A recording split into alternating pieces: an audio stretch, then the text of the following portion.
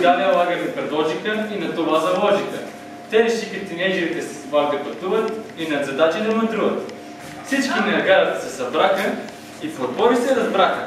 Стихче да напишат, да се опишат. Като чу това, веси куфара си грабна и от тежестта му падна. Тя в паника изпадна и на релсите припадна. А пък Яни бърза чакайте малко.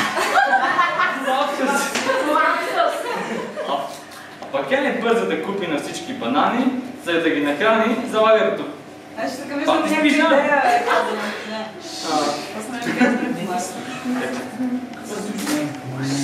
На този ден Марти е роден.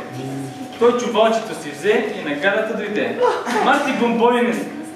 Марти бомбоните ската и в джоба си ги прибра.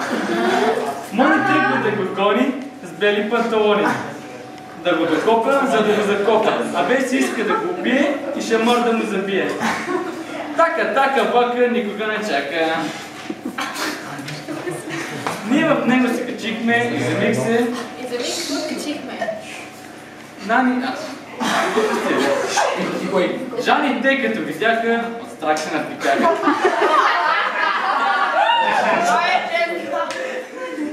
Докато вака, препуска и бърза лапсус. И бързо поредната...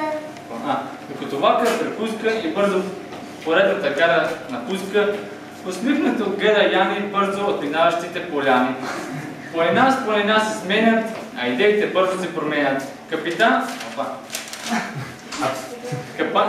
Капитанът и Давид е на път да бъде пребит. От две си стиган голям, в дън земя да бъде закопан. Всички чакат да пристигнат и купонът те да вдигнат.